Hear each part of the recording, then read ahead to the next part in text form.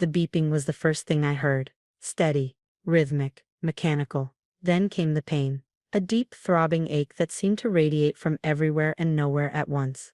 My eyelids felt like they were glued shut, and when I finally forced them open, the harsh fluorescent lights made me wince. "She's awake, nurse, she's awake." My mother's voice cut through the fog in my brain. I tried to turn my head toward the sound, but even that small movement sent waves of nausea crashing through me. "My name is Melissa Porter. I'm 26 years old, and 3 days ago, I almost died." "Honey, can you hear me?" "Melissa, sweetheart, we were so worried." Mom's face appeared above me, her eyes red and puffy from crying. Dad stood behind her, his hand on her shoulder, looking like he'd aged 10 years since I last saw him. "What happened?" My voice came out as a croak, my throat raw and dry. The doctor stepped forward, a middle-aged woman with kind eyes and a clipboard. "Miss Porter, you were brought in 3 days ago in diabetic ketoacidosis. Your blood sugar levels were dangerously high. You were in a coma. We almost lost you." I blinked, trying to process her words. That didn't make sense. I'd been managing my type 1 diabetes since I was diagnosed at 14. I was meticulous about my insulin, my diet, my blood sugar monitoring. I hadn't had a serious incident in over a decade. "That's impossible," I whispered. "I took my insulin. I always take my insulin." The doctor exchanged a look with my parents that I couldn't quite read. "We'll discuss everything once you've rested a bit more. Right now, your body needs to recover." But I didn't want to rest. Something was wrong. I could feel it in the way my mother wouldn't meet my eyes, in the way my father kept glancing toward the door like he wished he could escape. "Where's Vanessa?" I asked suddenly. The silence that followed my question was deafening. Vanessa, my younger sister by 3 years.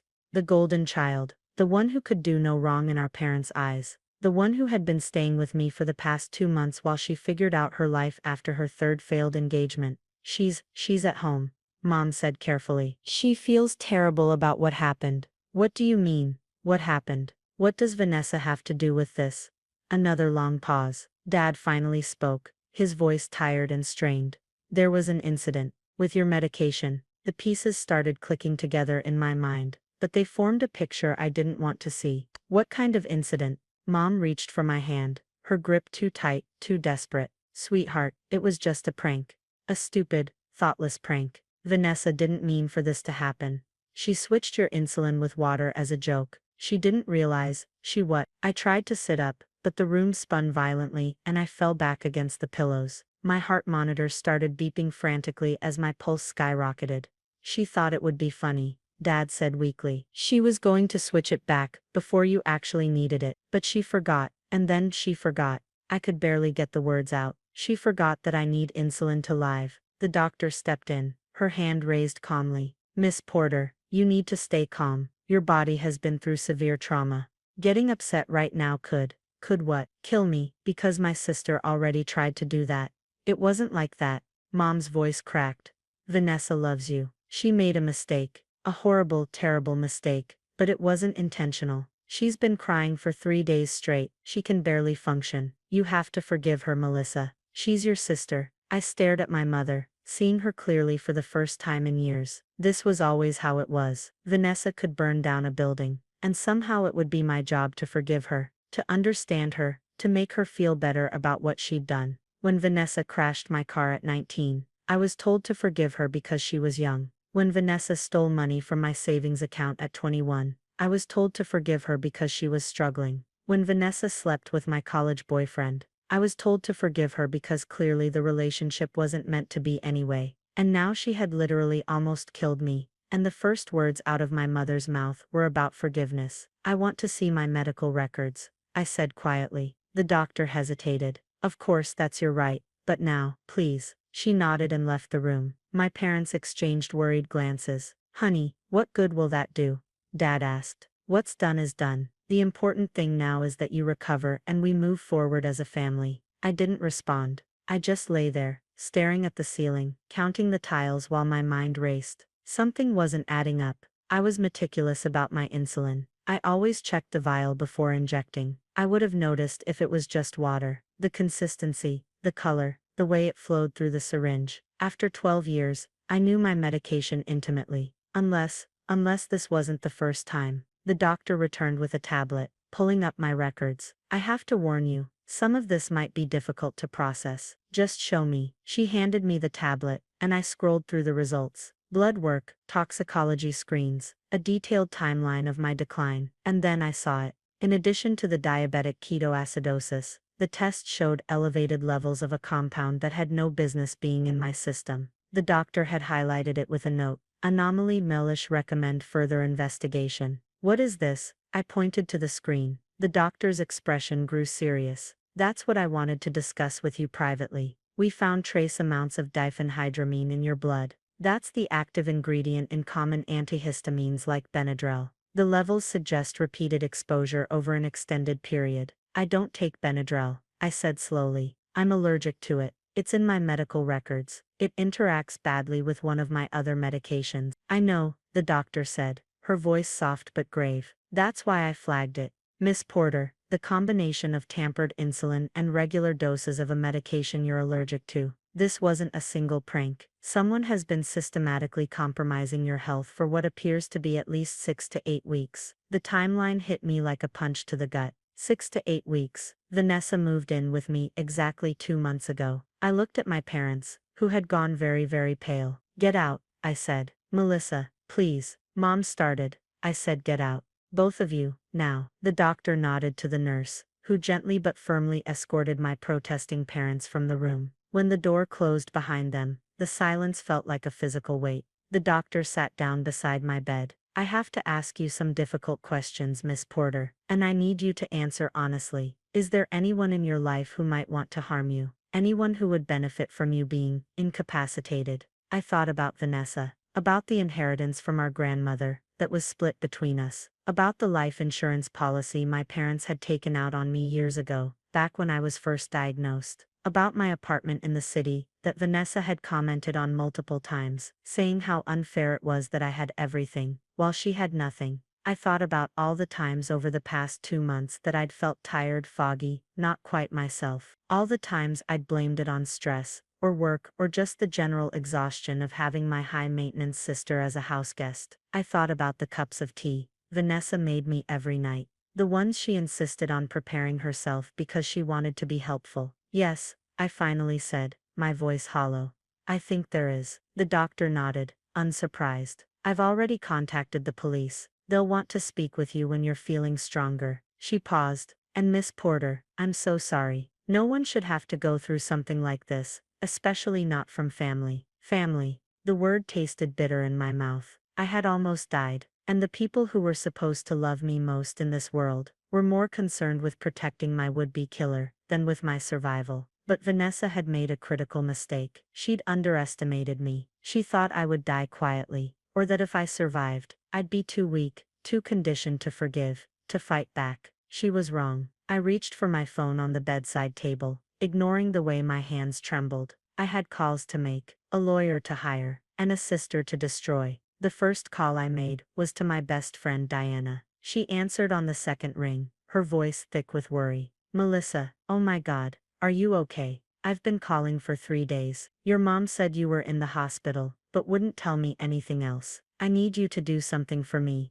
I said, keeping my voice low. Don't ask questions yet, just listen. Diana had been my roommate in college, and knew me better than anyone. She also happened to be a paralegal at one of the best law firms in the city. Anything, name it. I need you to go to my apartment before Vanessa gets back there. Take photos of everything in my bathroom. Every medication bottle, every vitamin, everything. Check the kitchen too. The tea containers, the coffee, anything she might have had access to. And Diana, don't let her know you were there.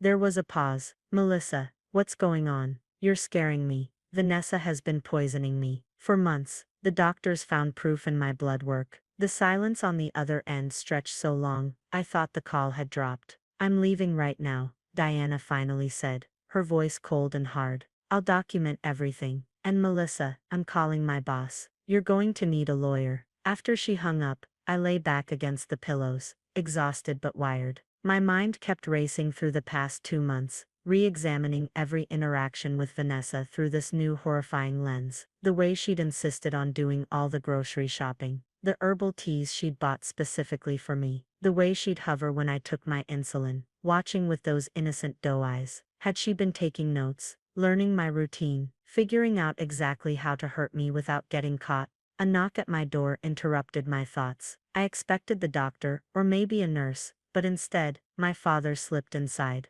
Alone. "Your mother's in the cafeteria," he said quietly, not meeting my eyes. "I wanted to talk to you privately." "About what?" "About how I should forgive Vanessa for trying to kill me." Dad flinched. He looked old, I realized. Older than his 58 years. His shoulders were hunched, his face gray, with exhaustion. "I know how this looks," he started. "Do you?" "Because it looks like my sister systematically poisoned me for 2 months, and you and Mom knew something was wrong, and did nothing." "We didn't know. I swear to you, Melissa, we had no idea she was capable of something like this. But you knew about the insulin switch before I woke up. The doctors must have told you what caused my collapse, and your first instinct was to protect her." Dad sank into the chair beside my bed, his head dropping into his hands. "She's my daughter too. Both of you are. I don't know how to handle this." "Here's a thought," I said bitterly. "You could try being on the side of the daughter who almost died instead of the one who almost killed her. It's not that simple." "It's exactly that simple." He looked up at me then, and I saw something in his eyes that made my blood run cold. Fear, not fear for me, fear of something else entirely. "Your mother thinks if we just handle this quietly, as a family, we can get Vanessa help. Therapy, rehabilitation, whatever she needs. If this goes public, if charges are filed." He trailed off. "If charges are filed, what? The family reputation suffers. Mom's country club friends find out her precious Vanessa is a psychopath. Your grandmother's estate," Dad said quietly. "The inheritance." I went still. "What about it?" "The terms of the trust. If either of you is convicted of a felony, their share gets redistributed to the other beneficiary. Your grandmother was very specific about maintaining the family's good name. And there it was. The real reason my parents wanted this swept under the rug. If Vanessa went to prison, I would get her entire share of the inheritance. $3 million that would go to me instead of being split between us. But if I pressed charges, and Vanessa was convicted, my parents would have to watch one daughter become wealthy off the downfall of the other. So this is about money," I said flatly. "It's about family. It's about not destroying each other over attempted murder." "Dad, she didn't just play a prank. She put antihistamines in my food for weeks. Medication she knew I was allergic to. She was making me sick slowly, and when that wasn't working fast enough, she tampered with my insulin. The doctors said I was hours away from dying." Dad's face crumpled. "I know. God, Melissa, I know. But she's sick, mentally ill. She needs help, not prison. She needs to be stopped. And if you won't help me do that, then you're just as guilty as she is." My phone buzzed. A text from Diana. "Got everything. Photos sent to your email. There's something you need to see. Calling you in 5. Dad must have seen something change in my expression, because he straightened up, suddenly alert. "What is it?" "Nothing that concerns you." I met his eyes steadily. "I think you should go now. And Dad, if you warn Vanessa about any of this, if you help her destroy evidence or leave town, I will make sure you go down with her. Don't test me." He opened his mouth to respond, but something in my face must have convinced him I was serious. He left without another word. When Diana called, her voice was shaking. "Melissa, I found something in her room, hidden under her mattress." "What is it?" "A notebook. It's like a diary, but it's all about you. Dates, times, dosages. She's been tracking everything. What she gave you, how you reacted, how to adjust the amounts." Diana's voice broke. "There are notes about your life insurance policy, screenshots of your bank accounts. She was planning something bigger, Melissa. The insulin wasn't the end game. I think she was building up to something worse." My hand tightened around the phone until my knuckles went white. "Did you photograph everything? Every single page?" "And Melissa, there's more. I found receipts from a pharmacy in another state. She's been buying the antihistamines under a fake name. This wasn't impulsive. She's been planning this for almost a year. A year, before she even moved in with me. The engagement that fell apart, the sudden need to stay with me. The tears about how her life was falling apart and she had nowhere else to go. All of it was calculated. All of it was part of a plan to get close enough to kill me." "Call your boss," I said, my voice deadly calm. "Tell him I need the best criminal attorney in the city. Money is no object. And Diana, thank you. What are you going to do?" I stared at the ceiling, thinking about all the times I'd protected Vanessa, all the times I'd forgiven her, all the times I'd told myself that family was more important than justice. I'm going to make sure she never hurts anyone again. The next 72 hours moved fast. Diana's boss, a sharp attorney named Margaret Lawson, took my case personally. She arrived at the hospital the morning after Diana's discovery, her heels clicking with authority against the linoleum floor. I've reviewed everything, she said, spreading documents across my hospital bed. The photographs, the notebook, the pharmacy receipts. Your sister left a paper trail a mile long. She thought she was being careful, but she made mistakes. Arrogant ones. What kind of mistakes? Margaret smiled thinly. She used her real ID at one pharmacy, probably got lazy after so many successful purchases elsewhere. We traced it back to a store 40 miles from here. Security footage shows her buying the antihistamines 6 different times over 8 months. My stomach churned. 8 months. She'd been planning my death before her engagement even ended.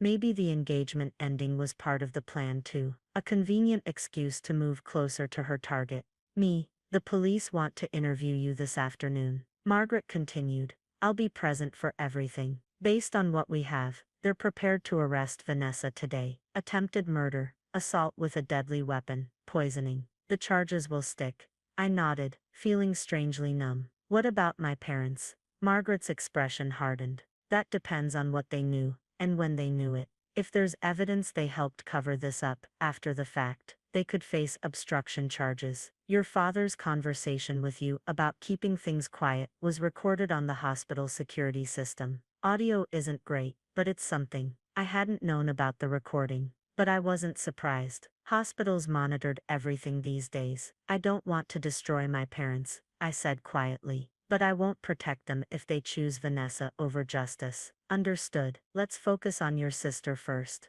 The police interview lasted 2 hours. I told them everything. The years of Vanessa's behavior, the escalating incidents, the 2 months she lived with me. Detective Morrison, a tired-looking woman with sharp eyes, took notes without interrupting. When I finished, she set down her pen. Miss Porter, I've been doing this job for 20 years. Cases like this, with this level of premeditation, are rare. Your sister didn't just want to hurt you. She wanted to erase you and take everything you had. The notebook makes that clear. What happens now? We arrest her. Tonight, she's still at your apartment, apparently waiting for news about your condition. Detective Morrison paused. Your mother has been calling the station all day, trying to get information. She's claiming Vanessa has mental health issues and needs treatment, not incarceration. My mother will say anything to protect her. I figured as much. Don't worry. The evidence speaks for itself. That evening, Diana brought me my laptop.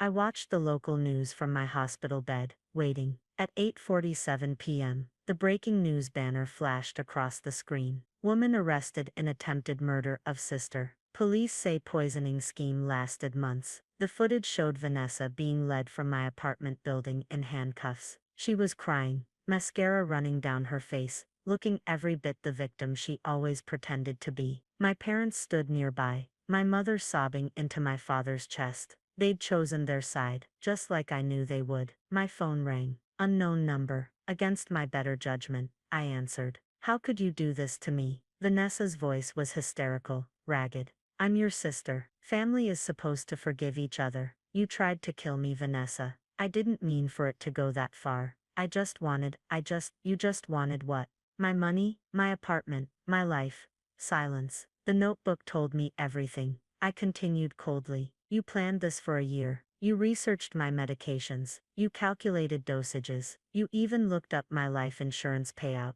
So don't pretend this was some accident or cry for help. You knew exactly what you were doing. Mom and Dad will never forgive you for this, she hissed. You're destroying our family. No, Vanessa, you destroyed it. I'm just refusing to die for it. I hung up and blocked the number. 3 weeks later, I was discharged from the hospital. Diana helped me move into a new apartment across the city. My old place held too many memories, too much contamination. I needed a fresh start. Margaret called with updates every few days. Vanessa's lawyer tried for a plea deal, arguing mental instability. The prosecution refused. The evidence was too damning, the premeditation too clear. Trial was set for 4 months out. My parents reached out twice, both times through formal letters, both times begging me to drop the charges, both times I refused. The second letter mentioned that my grandmother's estate was being reviewed in light of potential felony charges. They were terrified of losing the money. I donated my share of the anticipated inheritance to a foundation for abuse survivors. Every penny. The look on my parents' faces when they found out was worth more than $3 million ever could be. The trial lasted 6 days. Vanessa took the stand in her own defense, crying and claiming she'd had a mental breakdown, that she never intended real harm, that she loved me, and just wanted attention. The jury didn't buy it. The notebook was too detailed. The pharmacy receipts too consistent. The timeline too calculated. Guilty on all counts. Attempted murder, assault, poisoning, criminal tampering with medication. 12 to 20 years. When the verdict was read, my mother collapsed. My father stared straight ahead, looking like a man watching his world crumble. Vanessa screamed that I'd regret this, that she'd make me pay when she got out. I felt nothing. No satisfaction, no grief, just a hollow sense of finality. Outside the courthouse, reporters swarmed. I gave one statement. My sister tried to take my life. The justice system held her accountable. I hope her victims, including future ones she'll never have the chance to hurt, can find peace in that. 1 year later, I started a nonprofit for survivors of family violence. We provide legal resources, housing assistance, and counseling for people whose abusers share their blood. Diana serves on the board. Margaret handles our legal cases pro bono. We've helped over 200 people escape situations that nearly killed them. My parents never contacted me again. Last I heard, they moved to Florida, too ashamed to face their social circle. The family that prioritized appearances over my survival got exactly what they deserved: silence. Sometimes late at night, I think about the girl I used to be, the one who forgave endlessly, the one who believed family loyalty meant accepting abuse, the one who almost died because she couldn't imagine her own sister wanting her dead. That girl is gone now. In her place is someone stronger, someone who understands that love without safety isn't love at all, someone who will never again sacrifice her life on the altar of family obligation. Vanessa writes me letters from prison. I've never opened a single one. Some doors, once closed, should stay that way forever.